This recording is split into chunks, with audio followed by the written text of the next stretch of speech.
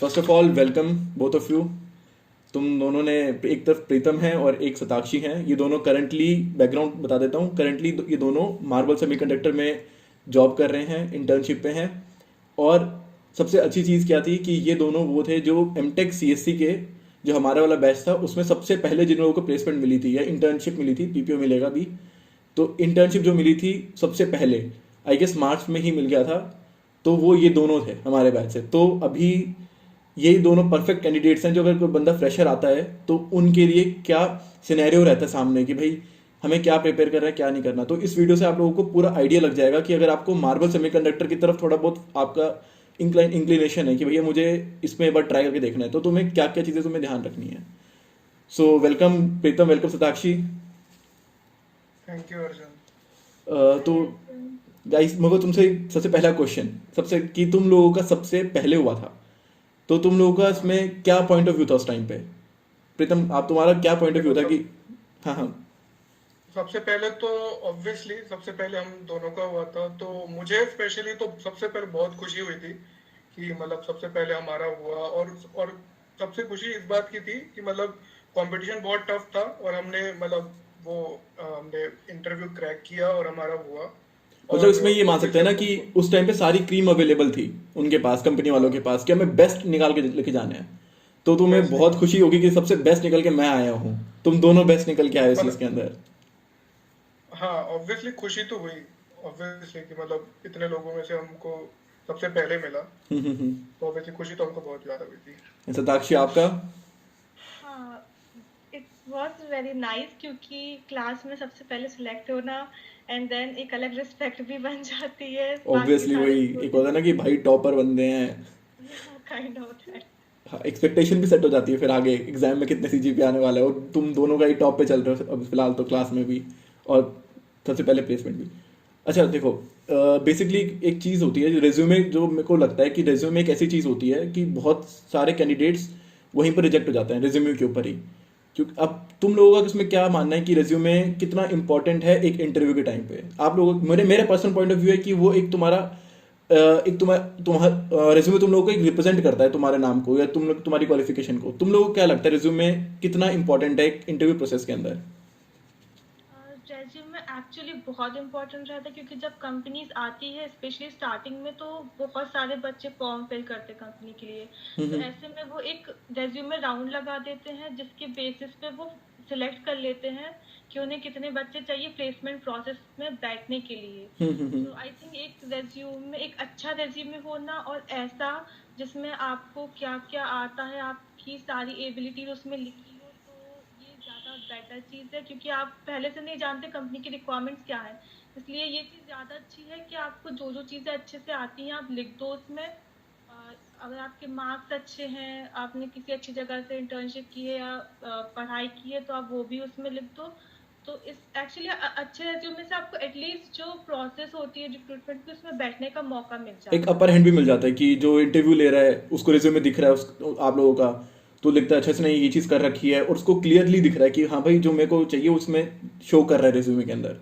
तो वहाँ पे मुझे लगता है अपर हैंड भी मिल जाता है। इस पॉइंट से मैं एग्री और करता हाँ, हूँ। सबसे इम्पोर्टेंट बात जो मैंने ये चीज मैंने सीखी है, ये सबसे पहले मेरी सबसे ज्यादा मिसअंडरस्टैंडिंग थी जो ऑब्वियसली बहुत बच्चों को होती है। वो क्या करते हैं कि जो रेज्यूमे होता है हम्म। उसमें वो मतलब ये सब इतनी वो सब चीजें भी डाल देते हैं जो रिक्वायर्ड नहीं होती। तो एग्जैक्टली हमको एग्जैक्टली। प्रिसाइज होना पड़ेगा, मतलब रेज्यूमे में वो सब जो नहीं लिखना जो मैटर नहीं करती, जो कंपनी को एग्जैक्टली चाहिए होगा तुमको रेज्यूमे में वही मेंशन करना है, मतलब वो सारे पॉइंट्स जो उनके लिए बेनिफिशियल हो सकते हैं। ये बहुत तो अच्छा पॉइंट है ये ये। मत सोचना कि रेज्यूमे भरना है।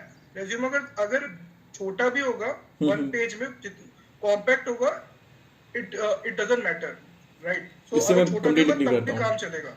हाँ, जैसे हाँ, मैंने देखा है कि वही कुछ चीज। कंपनीज आती हैं, वो जैसे मान लो मशीन लर्निंग या डेटा एनालिस्ट के लिए उनकी जॉब प्रोफाइल है, बच्चे उसमें जावा मर्न स्टैक वगैरह ये सब भर देते हैं। तो कंपनी तो वहीं पर रिजेक्ट कर देगी ना, यार हमें बंदा चाहिए पाइथन का, हमें चाहिए मशीन लर्निंग का, इसने डाला हुआ है जावा के ऊपर काम करता है या फिर ये फ्रंट एंड डेवलपर है, तो उसका तो मेरे ख्याल यूज़ नहीं है।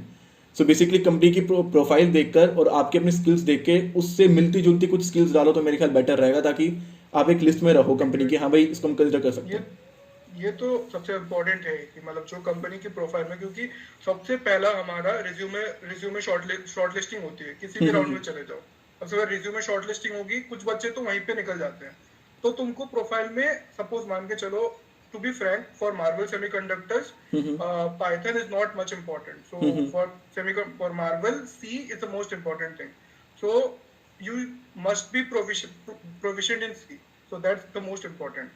So आपको लिखना ही पड़ेगा कि C you should be good at C, हाँ, right? तो फिर तो ये चीज, और ऊपर से, और उसके बाद जो प्रोजेक्ट्स हैं, प्रोजेक्ट्स में आप कुछ भी लिख सकते हो, क्योंकि टू बी वेरी ऑनेस्ट, क्योंकि जब आपका इंटरव्यू होगा वो वही सब पूछेंगे जो उनके प्रोफाइल के लिए आपको चाहिए होगा, right? Okay so projects doesn't matter, project matter, obviously project matter, but obviously आपको वो सब भी मेंशन करना है रिज्यूमे में जो कंपनी प्रोफाइल में है, राइट? ओके, उससे मिलता जुलता कुछ, ताकि उसको लगे कि हाँ भाई अगर इस कैंडिडेट को लेते हैं, ठीक है। तो इससे याद आया, सी से मुझे एक और क्वेश्चन आता है सदाक्षी, जैसे सी हो गया C++ हो गया, आप कोडिंग प्रैक्टिस कहाँ से करते थे? क्योंकि बच्चे बहुत अलग अलग साइट्स पर आते हैं, अब कुछ लोग नहीं कर पाते, तो आप कहाँ से करते थे? एक्चुअली गूगल पे काफ़ी सारी ऐसी साइट्स हैं जहाँ से कोडिंग प्रैक्टिस कर सकते हैं। जैसे कि मैं तो हैकर अर्थ और हैकर रैंक प्रेफर करती थी, क्योंकि मोस्टली कंपनी भी उन्हीं उन्हीं से करवाती है अपना सारा कोडिंग के राउंड्स जो होते हैं। Okay okay okay. हाँ, गीक्स फॉर गीक्स अच्छा है अगर आपको पूरा बेस क्लियर करना हो किसी भी लैंग्वेज के ऊपर, जैसे कि सी मोस्टली सबको आती है, बट अगर आपको वहाँ कंपनी में सिलेक्ट होना है as compared to other students, तो आपको एक अच्छा बेस चाहिए उस लैंग्वेज के ऊपर, क्योंकि बेसिक सबको आता है, बट एक डेप्थ में जो नॉलेज है वो मेरे ख्याल से गीक्स फॉर गीक्स उसके लिए काफ़ी बेटर है। और कोडिंग के लिए, प्रैक्टिस के लिए तो बहुत सारी साइट्स है गूगल पे। आई गेस मुझे इतना याद है प्रीतम, तुम स्टार्टिंग में गीक्स फॉर गीक्स पे ही करते थे, तुम लोगों का कुछ ग्रुप था लोगों का, मैं भी था उसमें, बट कभी मैंने कुछ किया नहीं उसमें। हम लोगों ने क्या किया था, हाँ, सबसे पहले तो जब हमारा पहले हुआ था, मतलब ऑब्वियसली दोस्त बने, उसके बाद हमको ये पता चला कि हमारा जो प्लेसमेंट होगा वो उस टाइम पे ये मार्च में इसी टाइम पे हमारा स्टार्ट होता है, राइट? सो हमने 1-2 महीने पहले, हम 3-4, उसमें से अर्जुन भी था, तो बट मैंने कुछ किया हम नहीं। लोगों ने ग्रुप, हाँ मतलब अर्जुन ने ऑब्वियसली उसको ज्वाइन किया था, ठीक है, भले इसने, हाँ, तो वही, तो हम लोगों ने ग्रुप बनाया था, और उसमें हमने यही डिस्कस किया था कि हम कैसे इंटरव्यू प्रिपरेशन करेंगे, और वही सब था। एक फ्रेंड और सर्कल भी होना जरूरी होता है, तो गाइड कर सके आपस में एक दूसरे को, कोई हाँ गलत जा रहा ऑब्वियसली, उसके बाद ये भी फायदा उसमें ये रहता है कि सपोज आप कोई भी कॉम्पिटिटिव कोडिंग कर रहे हो, जो भी आपको डाउट्स आते हैं, उसके बाद हम डिस्कस कर सकते हो दोस्तों के साथ, हो। एग्जैक्टली। फिर हाँ, आपस में डिस्कस करके, जो सपोज जो प्रॉब्लम तुमको समझ में नहीं आ रहा, तो वो दूसरा दोस्त अगर उसको सॉल्व कर चुका होता है तो वो आपको बताता है हाँ ना? तो ये इस तरीके से डिस्कशन बहुत अच्छे से होके, तो आप अच्छा अपना बेस क्लियर बना सकते हो कॉम्पिटिटिव कोडिंग के लिए। वही सताक्षी और सब, हाँ हाँ बोलो। हाँ, और मैं ये बताऊंगा कि इंटरव्यू के लिए प्रिपरेशन करने के लिए चाहे लीड कोड ले लो, चाहे जीएफजी ले लो, और मैं तो जीएफजी पे ही करता था, क्योंकि जीएफजी पे, हाँ, जीएफजी पे मैं ये मानता हूँ कि अगर आपने जीएफजी का कोर्स है वो आपने अच्छे से किया है ना, तो ऐसा कोई भी इंटरव्यू नहीं है जो आप क्रैक नहीं कर सकते, क्योंकि मेनली जो कंपनी में इंटरव्यूज में जो भी क्वेश्चन पूछते हैं वो almost everything is covered in अच्छा। That thing. हाँ, हाँ, जैसे तो आप सताक्षी ने GFG बोला लो, था अभी ये सारा चीज, टॉपिक डेप्थ में कवर है। इन डेप्थ में, मतलब अगर कोई फ्यूचर कंपनी भी आती है, तो अगर बच्चे जीएफजी पे मेन फोकस करें अभी से, तो इंटरव्यूज जो आगे नवंबर अक्टूबर तक बच्चों की लग जाएगी, और उनका बेस भी शार्प हो जाएगा जीएफजी यूज करके।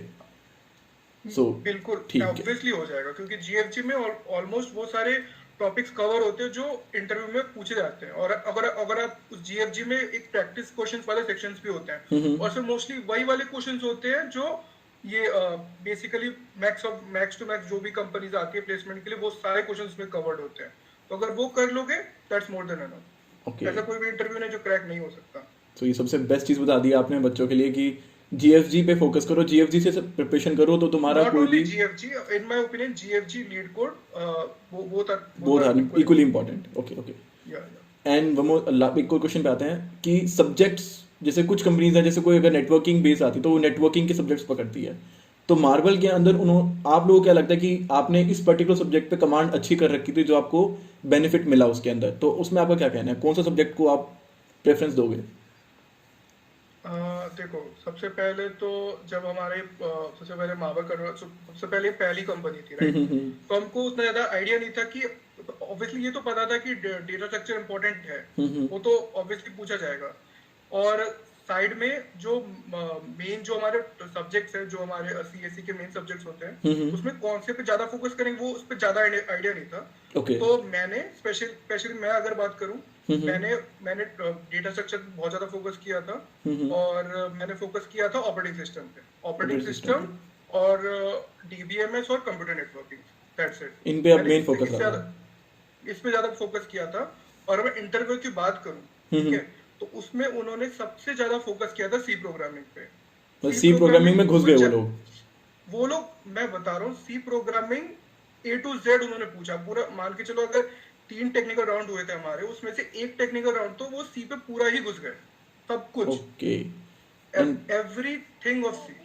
डेप्थ सी में मतलब कि जैसे डेप्थ, हाँ। स्ट्रक्ट क्या होता है, इनम क्या होता है, ये तो सबको पता है, ये बेसिक है। फिर वो एकदम से लेकर देखे एंडियन क्या होता है, और मतलब वो उन्होंने काफी सारे क्वेश्चंस बनाने को भी दिए, इसमें कोड भी लिखना था, और काफी सारे ऐसे क्वेश्चंस भी दिए जिसमें एरर फाइंड भी करना था, and all were related to C. तो बेसिकली उन लोगों ने इंटरव्यू के अंदर जो था सी पे मेन फोकस किया था। तो मैं अगर इसको मोटा मोटा मान के चलूँ कि जो बच्चे अभी आने वाले इंटर्नशिप के जो अभी अप्लाई करेंगे, तो उनको सी के ऊपर अपनी बहुत तगड़ी कमांड पकड़नी पड़ेगी अगर उनको मार्बल सेमीकंडक्टर में जाना है। तो बेसिक तो भूल जाओ, तुम्हें इन डीप में भी बहुत घुसना पड़ेगा उनको सी पढ़ने के लिए। मेरे अकॉर्डिंग अगर आपने सी अगर आपको अच्छे से आती है, तो स्पेशली फॉर मार्बल कंडक्टर्स, अगर आपने सी वाला इंटरव्यू क्लियर कर लिया ना, तो मेरे हिसाब से 70% आपका इंटरव्यू क्लियर है। That's nice. इवन जहाँ तक मुझे याद है, जो प्रोग्रामिंग का क्वेश्चन आया था उसमें भी सिर्फ सी ही थी लैंग्वेज कोड करने के लिए। अच्छा, उसमें ऑप्शन सी का ही दे रखा था मेन उन्होंने। हाँ, जब हमारा ऑनलाइन टेस्ट हुआ था, उनका जो आईडी था, उसमें उन्होंने ऑप्शन में बस सी दिया था। अच्छा, दूसरे प्रोग्रामिंग का ऑप्शन ही नहीं था उसमें? कोई ऑप्शन नहीं था, सी प्लस प्लस पाइथन कुछ नहीं था। फिर तो बेसिकली ये तो है। अच्छा, मैं इसी चीज़ पे इंटरव्यू पे आते हैं, जैसे कि प्रोसेस पे आते हैं प्रॉपर पे। जैसे सबसे पहला टास्क जो मुझे याद है, रिज्यूमे शॉर्टलिस्टिंग हुई थी, देन उसके बाद हुआ था ऑनलाइन टेस्ट। तो ऑनलाइन टेस्ट में आपने बताया जैसे उन्होंने सी पे कोडिंग क्वेश्चंस दिए थे। कोडिंग क्वेश्चंस के अलावा उन्होंने क्या कुछ पूछा था ऑनलाइन टेस्ट के अंदर? देखो, सबसे पहले उन्होंने स्टार्ट किया था, देखो सबसे पहला सेक्शन था हमारा नॉर्मल एमसीक्यूज, ठीक है। उसपे था हमारा क्या बोलते हैं, एप्टीट्यूड, ठीक है, एप्टीट्यूड था। और थे सी प्रोग्रामिंग के नॉर्मल वो वाले क्वेश्चन, जिसमें हमको पूछते हैं जैसे ये वाले एरर बता दो, या फिर ये प्रोग्राम गिवन होता है, इसका आउटपुट क्या होगा, ठीक है। बेसिक क्वेश्चंस होते हैं, बेसिक क्वेश्चन। और उसमें थे questions related to operating system, थोड़ा बहुत कंप्यूटर नेटवर्किंग, और बस इतना था, ठीक है। तो ये हो गया तुम्हारे एमसीक्यू वाले सेक्शन, ठीक है। और बेसिकली उन्होंने फोकस किया था उस पे, सी पे, उसमें भी क्वेश्चन सी पे ही थे। मतलब अगर तुम्हें सी आती है तभी तुम मार्बल सेमीकंडक्टर में अप्लाई करो, अदरवाइज मत करो। क्योंकि उसमें जो हमारा आउटपुट वाला क्वेश्चन भी होता है ना, उसमें भी पूरा कोड सी पे ही था। चलो ठीक है। उसमें पूरा सी, मतलब उसमें तुम सी का तुम्हारा गार्बेज मैनेजमेंट कैसे होता है, मेमोरी मैनेजमेंट कैसे होता है, पॉइंटर्स, डैंगलिंग पॉइंटर्स, उन्होंने सब कुछ पूछ लिया उसमें। ओके, एंड सताक्षी, हाँ बोलो। हाँ बोलो प्रीतम, बोलो। हाँ, मैं वही बोल रहा था कि मतलब सी ही करना है तुमको, सी करना। सताक्षी, जैसे कोड के क्वेश्चंस करे थे, कोडिंग करी थी, तो आपके हिसाब से क्या लगता है कोडिंग का जो क्वेश्चन दिए थे उसका लेवल क्या था? लेवल आई थिंक मॉडरेट था, बहुत ऐसे भी नहीं थे कि आप सॉल्व नहीं कर सकते, और बहुत इजी भी नहीं थे। तो हाँ, मॉडरेट लेवल के थे, at least at the time of जो ऑनलाइन एग्जाम हुआ था हमारा, उस टाइम तो मॉडरेट थे। हाँ, उसके बाद इंटरव्यू में ज़रूर उनका जो लेवल था क्वेश्चंस का, कोडिंग क्वेश्चंस का, वो काफ़ी बढ़ गया था। वो स्पेस से रिलेटेड थे, बिट्स से रिलेटेड थे। ओके, डेप्थ अच्छे से आती वही वो क्वेश्चन सॉल्व कर सकते हैं। ओके सर, प्रीतम जैसे आपने बताया कि कोडिंग के अपने क्वेश्चंस करे थे, तो उन कोडिंग क्वेश्चंस का कुछ बेनिफिट आपको ऑनलाइन टेस्ट में मिला था उसमें करते हुए कि भाई ये कोड को ये तो मैंने कर रखा था, ये तो मैंने जीएफजी पे देखा था? मैं ये बता देता हूँ। देखो, जब मैं जीएफजी के जो भी इंटरव्यू में मोस्टली जो क्वेश्चन पूछे जाते हैं, ठीक है, अगर आपने वो किया हुआ है ना, मैं सही बता रहा हूँ, इंटरव्यू में उससे ज्यादा कोई जाता भी नहीं है। अच्छा। ठीक है, वो नॉर्मल वही वाले क्वेश्चंस होते हैं, ठीक है। मान के चलो आपने जैसे लिंक लिस्ट है, ठीक है, तो आपने लिंक लिस्ट वाले सेक्शन में जो आपने क्वेश्चन प्रैक्टिस करोगे, मोस्टली वहीं से पूछे जाते हैं, उससे ऊपर नहीं जाते वो लोग। मतलब तुम्हें लगता है कि अगर तुमने प्रैक्टिस अच्छे से कर रखी है, देन तुम वो आराम से क्रैक कर दोगे, अगर तुम्हें प्रैक्टिस में क्रैक कर लेगा। और मैं ये बता रहा हूँ कि इंटरव्यू मार्बल सेमीकंडक्टर्स में इस प्रोफाइल में इंटर्नशिप के लिए टफ नहीं होता ज्यादा। अगर आपने किया हुआ है ना, तो आपको आउट ऑफ द बॉक्स बहुत ज्यादा नहीं सोचना, मतलब इंटरव्यू आपका निकल जाएगा। ओके। वही वही चीज है। सो जैसे नेक्स्ट उस पे आते हैं, इसे इंटरव्यू पे अब जैसे ऑनलाइन शॉर्टलिस्टिंग हो गई, बच्चों ने क्लियर कर दिया, अब आते हैं इंटरव्यूज पे। इंटरव्यूज में जैसे आपने बताया शायद 2 या 3 टेक्निकल राउंड्स हुए थे इन लोगों के, जो थ्री मुझे टेक्निकल राउंड्स थे 3 और एक टेक्निकल एचआर राउंड, जो राउंड। मेरे ख्याल एक इकलौती कंपनी थी जिसने 3 टेक्निकल राउंड्स रखे हुए थे। हाँ, तो वो भी पूरा वन दिन आपका, मे भी मुझे याद है पूरा दिन लग गया एक था। घंटे का था सब। कितने घंटे का? ईच टेक्निकल राउंड 1 घंटे का एक टेक्निकल राउंड था। 1 घंटे का एक टेक्निकल राउंड, और वो सब कुछ एक ही दिन में होना हाँ, है। एक ही दिन में हुआ। तो कितना मतलब प्रेशर सुबह से फील हो रहा था शाम उस टाइम तक। पे? उस समय हमको ऐसा लग रहा था, अरे यार हम मतलब ऐसा लग रहा था कि कोई बड़ी कंपनी से गूगल वगैरह आई है प्लेसमेंट के लिए। बट और ऑब्वियसली उन्होंने बहुत ज्यादा डीप में पूछा था, 1 घंटे तक उन्होंने मतलब हर जैसे चीज पूछा था। इसलिए मैं बोल रहा था ना कि वो 1 घंटे में वो मान के चलो कि सी वाला सेक्शन था, वो सी में सब कुछ घुस गए, हर चीज में घुस गए वो 1 घंटे में। मतलब उनको जितना पता है सी के अंदर, तो वो आपसे पूछेंगे ही पूछेंगे। हाँ, पूछेंगे, जरूर पूछेंगे एंड ऑब्वियसली। सताक्षी, पहला टेक्निकल राउंड में कुछ याद है कि क्या हुआ था? पहले राउंड में, फिर दूसरे राउंड में, फिर तीसरे में, कुछ आइडिया है? हाँ, पहला और दूसरा टेक्निकल राउंड मेरा तो पूरा सी से रिलेटेड था। उन्होंने सी पूछा, और सी में भी जो मिसलेनियस पार्ट होता है ना, मतलब एकदम बेसिक नहीं, जो हमने जो हम पढ़ा अवॉइड होता कर है देते हैं मेनली, कि चलिए तो बाद में कर लेंगे, ये तो बहुत ऊपर लेवल का हो गया, बाद में देख लेंगे इसको। तो कैसे मतलब। जैसे कुछ होती है ना, कुछ चीज़ें होती हैं जैसे कि एक, अगर आपको बहुत डीप में आपने पढ़ लिया है, मतलब आप 3 लेवल को डिवाइड करो, इजी, मिड, मॉडरेट एंड सबसे एक्सपर्ट। तो हम मेनली हाँ, मॉडरेट पढ़ते हैं, बट वो क्वेश्चंस एक्सपर्ट वाले पूछते हैं वो लोग मेनली फोकस। एक्सपर्ट वाले थे, हाँ, मेरे हिसाब से तो वैसे ही थे, अच्छा। क्योंकि 2 राउंड पूरे सीखे थे। तो उसमें उन्होंने बिट्स का पूछ लिया, उन्होंने ऐसे क्वेश्चन दिए कोड करने के लिए, वहाँ कोड लिखना पड़ा था उनके सामने। उन्होंने एक प्रोवाइड किया हुआ था गूगल डॉक, जिसमें कि कोड लिखना था। जो उन्होंने क्वेश्चन पूछे थे, तो वो मोस्टली बिट्स से थे, कुछ इजी भी थे, लाइक एग्जाम्पल, मतलब मॉडरेट लेवल के कोड क्वेश्चन भी थे और थोड़ा एक्सपर्ट लेवल के भी थे। लाइक बिट्स रीअरेंज करना, और बिट्स की वैल्यूज चेंज करना, इस टाइप के। बिग एंडियन, स्मॉल एंडियन, और साथ में हाँ, एरर डिटेक्शन के भी थे। ओके, तो मतलब आप दोनों के रिव्यू से ऐसा लग रहा है कि अगर किसी को सी नहीं आती, जैसे मेरे को सी नहीं आती, मुझे पाइथन आती है, तो अप्लाई करना ही नहीं चाहिए, क्योंकि तुम्हें वो इतना उधेड़ देंगे, तुम्हें बेइज्जती फील होने लग जाएगी, यार मुझे कुछ नहीं आता। हाँ, और वो जाएंगे भी नहीं। आपने रेज्यूमे में कौन सी लैंग्वेज लिखी है? मैंने सी प्लस प्लस भी लिखी थी, जावा भी लिखी थी, पर उन्होंने उसके बारे में पूछा तक नहीं, उन्होंने नाम तक नहीं लिया उन लैंग्वेज का, उन्हें सिर्फ सी से मतलब वो मतलब भी था। क्लियर थे कि भैया हमें प्रोफाइल ये है, ये लैंग्वेज है, इसके अलग इसमें आ जाओ, अगर तुम्हें इसमें एक्सपर्ट हो तो हम तुम्हें ले लें, नहीं तो फिर तुम टाटा बाय बाय। हाँ, और साथ में हाँ, उन्होंने थर्ड राउंड में वो नेटवर्किंग और ओएस पे गए। तो वहां पे उन्होंने उसके एक्सपर्ट लेवल या मॉडरेट भी नहीं कहूँगी, उन्होंने वहाँ बेसिक इजी लेवल के क्वेश्चन पूछे थे, जैसे कि अच्छा। नेटवर्किंग में ओएसआई लेयर और हर एक लेयर का फंक्शन, और सब। जैसे कि मुझे एक ऑल ओवर क्वेश्चन दे दिया था कि मैंने यहाँ से मैसेज भेजा है, और वो मैसेज तुमको मिल गया। तो अब बताओ वो मैसेज किस किस लेयर से कैसे होके पास हुआ, कौन सा प्रोटोकॉल उसमें लगा, इस टाइप का क्वेश्चन। और ओएस में उन्होंने, हाँ, ओएस में भी बेसिक पूछा था कि सेमाफोर क्या होते हैं, म्यूजिक क्या होते हैं। तो नेटवर्क और ओएस वो जानना चाह रहे थे कि आपको बेसिक नॉलेज है कि नहीं है, एंड सी डेप्थ। ओके, तो मतलब पहले 2 राउंड में प्रीतम, जैसे मुझे लग रहा है पहले 2 राउंड में तो सी में सब कुछ कर लिया क्लियर, फिर फिर उनके थोड़ा हाँ, बहुत जो सी के अंदर, फिर जिसका वो थोड़ा बहुत कंसेप्ट का यूज करेंगे, तो कंसेप्ट के बारे में उन्होंने मोटा मोटा पूछ लिया, देखने के लिए कि इसको पता है कि नहीं पता बच्चे को।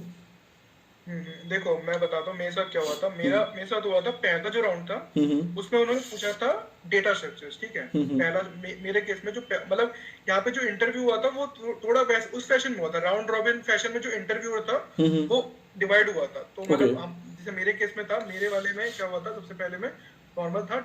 उन्होंने पूछा था हमारे डेटा स्ट्रक्चर्स, ठीक है। डेटा स्ट्रक्चर में क्वेश्चन पूछा था, एक तरीके से मिक्स था पहला राउंड। उसमें हम पूछा था डेटा स्ट्रक्चर, थोड़ा बहुत कंप्यूटर नेटवर्किंग और थोड़ा बहुत ऑपरेटिंग सिस्टम, ठीक है। ओके। पहला राउंड मेरा इसमें गया था, ठीक है। फिर जो सेकंड राउंड हुआ था वो कंप्लीट सी में सब घुस गए थे, ठीक है, पूरी अच्छा। तरह उसमें। उसमें सब कुछ उसने उन्होंने पूछा था, उन्होंने पॉइंटर्स पूछे थे, ठीक है, पॉइंटर्स, ठीक है, पॉइंटर्स पूछा था। उन्होंने बोला था कि जितना मुझे याद है कि अगर आप, एक क्वेश्चन था जिसमें आपको अपने खुद का वो बनाना था, मतलब डेटा टाइप बनाना था। तो उस वो आप कैसे बनाओगे using some existing data type, ऐसा करके कुछ क्वेश्चन था, ठीक है। तो वैसे पूछा था। तो एक तरीके से सेकंड राउंड तो पूरा सी पे चला गया। अब बचा थर्ड राउंड। थर्ड राउंड में उन्होंने जो जो इंटरव्यू था उसने पूछा था मुझसे डिटेल में ऑपरेटिंग सिस्टम, ठीक है। तो उन्होंने ऑपरेटिंग सिस्टम पे आपने जो जो पढ़े थे, जैसे जो हमने बीटेक में जो भी हमने ऑपरेटिंग सिस्टम पढ़ा था, राइट, जो जो बेसिक जो भी ऑपरेटिंग सिस्टम थे हाँ, वो उन्होंने गेट में भी कंप्लीट पढ़ा उसमें, होगा, गेट के एग्जाम के लिए भी। हाँ गेट हम्म। के एग्जाम के लिए भी हम्म। ऑब्वियसली, ठीक है। तो उसमें उन्होंने सब कुछ बोला, जैसे semaphore, memory management, paging, segment table, और ये सब सब पूछा था ऑपरेटिंग सिस्टम में। उन्होंने मेरे से ऑलमोस्ट जो मेन मेन चीजें है ना ऑपरेटिंग सिस्टम, उन्होंने सब पूछ लिया था, ठीक है। फिर उन्होंने पूछा था मुझसे कंप्यूटर नेटवर्क, ठीक है। हम्म। टू बी वेरी ऑनेस्ट, मैं तो यही बोलूंगा कि कि अगर आपको कोई चीज अगर आपको नहीं आती ना, तो आप इंटरव्यूअर को ये मत बोलो, मतलब ऐसे मत बोलो कि मतलब मुझे आता है लेकिन आप बता नहीं पा रहे, मतलब उसको बेवकूफ मत बनाना, ठीक है। एग्जैक्टली अगर आपको ये नहीं मेरा आता, बहुत इंपॉर्टेंट पॉइंट बोलने वाला था मैं भी। हाँ अगर आपको नहीं आता ना, तो आप सीधा बोल दो कि सर मुझे I do not know this answer, ठीक है। एग्जैक्टली क्योंकि मैंने तो भी जैसे ये इम्पोर्टेंट है। मैंने जैसे पहले मैं एम टेक से पहले मैं थोड़ा जॉब करता था, मैंने उसमें भी इंटरव्यू लिए हुए थे, तो उसमें मैं चीज़ देखता था कि अगर आप सीधा बोलते हो कि सर मुझे नहीं आता, वो बोल दो, वो ज़्यादा बेटर है एज कम्पेयर टू तुम गलत आंसर करो। गलत आंसर करोगे तो फिर वो गलत आंसर को पकड़ के जो इंटरव्यू वाला है वो तुमसे इतने हाँ क्वेश्चंस पूछेगा कि तुम्हें जलील करना शुरू कर वही देगा, तुम्हें दिखाने के लिए भाई तू गलत आंसर दे रहा है, और वहां से नेगेटिव वही इमेज बननी शुरू होगी और फिर वो रिजेक्ट कर देगा उसके बाद। बट अगर तुम नो बोल दोगे पहले ही, तो फिर वो एक इमेज न्यूट्रल रहती है कि भाई अभी नेगेटिव इमेज नहीं गई है, जो पॉजिटिव थी वही चल रही है फिलहाल इमेज। हाँ सी। एग्जैक्टली, जैसे मेरे से, टू बी वेरी ऑनेस्ट, जब मैंने यही बोला था कि जैसे मैंने ये सब करके गया था, लेकिन मैंने उन्होंने मुझसे थोड़ा बहुत कंपाइलर का भी पूछा था, तो मैंने कंपाइलर डिजाइन पढ़ा ही नहीं था। तो अच्छा। उन्होंने कुछ कंपाइलर के क्वेश्चन पूछे, तो मैंने सीधा बता दिया सर मुझे मतलब I am not comfortable with this topic, मुझे उतना अच्छे से नहीं आता, ये वाला टॉपिक मुझे नहीं आता। तो उन्होंने बोला कि it's okay, it doesn't matter, फिर उन्होंने वो कंपाइलर हटा दिया, उन्होंने हाँ कुछ तो और से पूछा। ये अगर आप बेस्ट थोड़ा चीज। बहुत ये बताओगे ना, फिर वो कंपाइलर में घुस जाएंगे, समझ हाँ रहे हो? फिर अगर आप वो गलत आंसर वही करोगे वही तो फिर तुम्हें वो और उधेड़ेंगे फिर उस चीज को लेकर, फिर वो। हाँ वही वही एग्जैक्टली। तो मेन चीजें मेरे ख्याल जो बच्चों की होती हैं कि प्रोसेस क्या होता है वो बहुत अच्छे से कवर हो गया। बट बात आती है अब तुम्हें ऑफर मिल गया उसके बाद क्या। जब तुमने 11 मंथ्स की इंटर्नशिप तुमने ज्वाइन करी तो सबसे पहले चीज़ है कि भाई वर्क लाइफ बैलेंस कैसा है। कुछ कंपनीज तो 12-12 घंटे 14 घंटे काम कराती, तो आप लोगों में वर्क लाइफ बैलेंस कैसा है और किस लेवल तक का मतलब काम है, तुम्हें ग्रोथ दिख रही है कि नहीं दिख रही है, मजा आ रहा है कि नहीं मजा आ रहा है काम करने में। तो सताक्षी आपका इस पे क्या पॉइंट ऑफ व्यू है? यहाँ पे अभी ऐसा है कि इंटर्नशिप पीरियड जो होता है वहाँ पे वो ज़्यादा काम पे ध्यान नहीं देते, वो ज़्यादा ध्यान देते हैं आपका नॉलेज पे। वो चाहते हैं कि जिस टेक्नोलॉजी पे वो काम कर रहे हो उस पर आपकी अच्छी नॉलेज बन जाए। तो हम लोग की जब स्टार्ट हुआ था इंटर्नशिप, हम्म। तब से लेके अभी तक उन्होंने काफ़ी सारे टॉपिक्स पे हम लोग को काम कराया। जैसे कि उन्होंने कहा कि टीएलएक्स पे जाके काम करो, प्रोग्राम्स बनाओ। तो वो टॉपिक्स दे देते थे हमें और फिर हमें जाके उस पर सर्च करके प्रोग्राम बना के डाउट्स क्लियर करके उस चीज़ पर अंडरस्टैंडिंग बनानी पड़ती थी। तो हाँ, ये चीज़ ऐसी कि अगर आप मार्वल में इंटर्नशिप करते हो at till the end of the internship आपको नेटवर्किंग और ओएस के ऊपर एक बहुत अच्छी अंडरस्टैंडिंग बन चुकी होगी। तो हाँ, इस तरीके से काम पे वो ज़्यादा ध्यान देते थे, वो ज़्यादा ध्यान देते कि आप अंडरस्टैंडिंग बना लर्निंग लो, पे, आपकी लर्निंग पे लर्निंग फोकस पे करते ज़्यादा हैं। ध्यान देते हैं। हाँ। और सेंट। हाँ हाँ हाँ। वही, और जो मतलब वर्क और टाइम का जो बैलेंस है वो बहुत अच्छा है मार्वल में। मतलब ऐसा नहीं है कि मतलब 12-12 घंटे काम करना है, ऐसा कुछ नहीं होता। जैसे हम्म। हमको क्या होता है, हमको एक टास्क दिया जाता है, ठीक है। हम्म। और हमको वो टास्क हमको वो जैसे एज एन इंटर्न आपको मतलब आपको बस वो सीखने के लिए वो टास्क दिया जाता है। आप वो उस टॉपिक को सीखो, उस टॉपिक पे आप रिसर्च करो, आप नेट पे सर्च करो वो चीज है क्या, क्योंकि ऑब्वियसली जिस टेक्नोलॉजी में काम हो रहा है वो हमारे लिए बिल्कुल नहीं होगी, उस पर हमने कभी काम नहीं किया होगा। तो हमको बस वो सीखने के लिए दिया जाता है, और कुछ ऐसा नहीं है प्रेशर कि आपको अभी जैसे अभी इस डेडलाइन पे आपको देना है, ऐसा कुछ नहीं है, ठीक है। जो आपको डाउट्स आते हैं आप अपने मैनेजर से पूछो, आप डिस्कस करो। रेगुलर मीटिंग्स होती है हमारी वीक में, जैसे वीक में 2 मीटिंग्स होती है हम्म। हमारी, ठीक है। तो आप उस वीक में जो भी आपको डाउट्स आते हैं उस टास्क से रिलेटेड आप पूछ सकते हो। और ऑब्वियसली और उसमें जो भी हमारे जो वहाँ पे जो एम्प्लॉयज होती हैं, हम्म। ठीक है, हम एज एन इंटर्न हम उनके मीट पे ज्वाइन करते हैं, तो हमको उनसे भी कुछ सीखने को मिलता है, वो लोग कैसे काम कर रहे हैं उस चीज पे। तो हम वही है, मतलब आपको सीखने को बहुत कुछ मिलेगा वहाँ पे। सो वही। अच्छी चीज़ मुझे ये बहुत अच्छा लगा क्योंकि कुछ कंपनीज में क्या होता है, आपको टास्क दे देते हैं फिर उसका रिपीटेशन चलता रहता है कि हर वीक आप उसका टास्क को रिपीट करते रहो, तो वहाँ पे ग्रोथ और लर्निंग एक बाउंड कर देते हैं आपकी तक, क्योंकि फिर आपकी इतनी बाउंड कर दी उन्होंने इंटर्नशिप के बाद कि इंटर्नशिप में अगर तुम के बाद अगर तुम्हें कहीं और ऑफर देखना है तो तुम अपनी लिमिटेड नॉलेज शो कर सकते हो। बट यहाँ आप लोगों की ग्रोथ, जैसे मैं सुन पा रहा हूँ कि ग्रोथ और खुद से काम करना, डाउट क्लियरिंग सेशंस वगैरह, तो ये आपके लिए बहुत प्लस पॉइंट है कि आपको सीखने को बहुत कुछ मिला है यहाँ पे, और साथ साथ हाँ। इंटर्नशिप भी चलती रही। हाँ, ये तो है। वो मतलब बेसिकली हमको टॉपिक्स दे देते थे और ऐसा करते कि एक्सप्लोर करो आप जितना कर सकते हो उस टॉपिक पे, और हेल्प भी करते थे, रिसोर्सेज भी प्रोवाइड करवाते थे, दैट्स सिस्टम्स भी ग्रेट। प्रोवाइड करवाते थे। और डाउट्स है तो उसमें क्लियर भी कर रहे हैं, तो जैसे हेजिटेशन रहती है ना एक फ्रेशर के अंदर कि हम जाएंगे, अगर मतलब कुछ दे दिया हमें नहीं समझ में आया तो हम कैसे पूछेंगे, तो मतलब यहाँ पे वो इन्वायरमेंट भी अच्छा है इस चीज़ को लेकर। मार्वल सेमीकंडक्टर्स में मैं ये बताऊं, जो हमारे मैनेजर्स है ना, हम्म। वो एज अ फ्रेंड बात करते हैं। आपको हाँ, ऐसा लगेगा नहीं एग्जैक्टली। कि मतलब कोई बहुत सीनियर है, मतलब आप मतलब वो ऐसे वो इतने चिल है, मतलब आप नॉर्मली उनसे मतलब आप कुछ भी पूछोगे वो नॉर्मली आपको आंसर देंगे। वो ऐसा लगता है कि आप जैसे आप कुछ भी पूछोगे, उनको कुछ वो नहीं होगा कि जैसे इसने ये क्या पूछ लिया, ठीक है, ऐसा कुछ नहीं है। तो आप नॉर्मली उनसे कुछ भी पूछो, वो नॉर्मली आंसर देते हैं। तो वर्क एनवायरनमेंट बहुत अच्छा है। हाँ, और मतलब हेल्पिंग आप नेचर भी है बहुत मैनेजर्स का, मतलब अगर दैट्स आप रियली उनसे। ग्रेट यार। हाँ, मतलब वो आपको एक्सपोजर देते हैं कि आपको आगे कैसे बढ़ना चाहिए, नॉट सिर्फ रिलेटेड टू मार्वल। सिर्फ ऐसा नहीं कि वो फ्यूज चाहते हैं अपनी कि आप लाइफ में आगे मार्वल कैसे में। बढ़ना चाहिए, आगे अगर तुम स्विच भी हाँ, करो तो कैसे करना चाहिए। हाँ, इस लाइन में कैसे आगे बढ़ना चाहिए, क्या क्या आपको आगे के लिए तैयार करना चाहिए, क्या क्या पढ़ना ये तो फिर चाहिए, इन बहुत सब अच्छी चीज़। चीज़ है ये तो, क्योंकि ऐसी बहुत कम कंपनीज होती हैं जो इतना ग्रोथ और इतना फ्री हैंड देती हैं अपने एम्प्लॉयज़ को। तो एक इस चीज़ को वाइंड अप करते हैं इंटरव्यू को, बस एक लास्ट एक चीज़, आप अपने जूनियर्स या फिर जो भी इंटरव्यू देने वाले हैं उनके लिए कोई मैसेज देना चाहो तो, उनके लिए कोई मैसेज वगैरह है मैं आप तो लोगों यही के पास? बोलूंगा हम्म। कि अगर आप मार्वल सेमीकंडक्टर्स में अप्लाई करते हो तो आप जो सबसे पहले हमको जो डाउट हुआ था कि हमको जानना मतलब जाना चाहिए या नहीं, क्योंकि उस समय में ये लग रहा था कि और भी कई कंपनीज आएंगी, अगर हमारा पहली बार में मतलब जैसे यहाँ पे हो जाता है हम्म। फिर हम उसमें नहीं बैठ पाएंगे। तो हम्म। ये ऑब्वियसली आपके दिमाग में भी आएगा, ठीक है, हमारे दिमाग में भी आया था।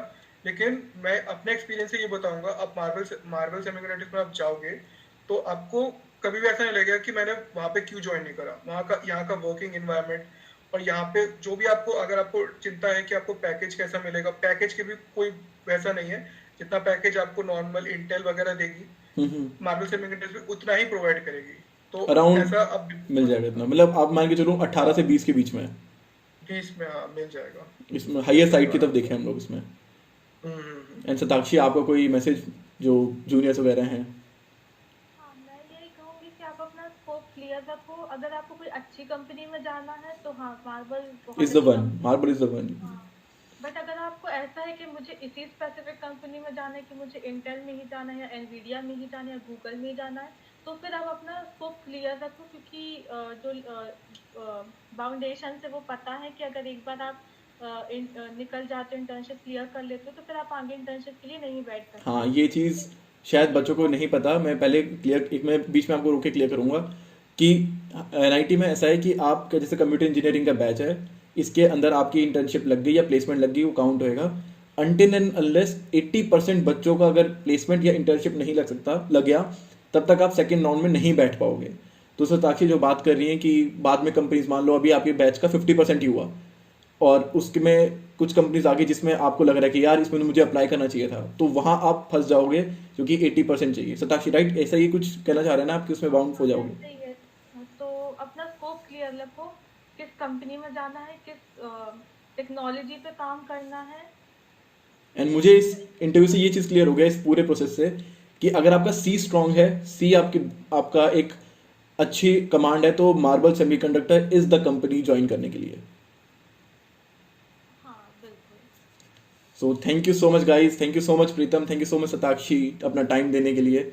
एंड आई होप ये वाली वीडियो जो हमारे जूनियर्स हैं या आगे आने वाले जो बैचेज हैं उनके लिए बहुत बेनिफिशियल रहेगी, एक मार्वल सेमीकंडक्टर ज्वाइन करने के लिए, जो one of the best companies है एक हमारे टेक उसमें फील्ड के अंदर।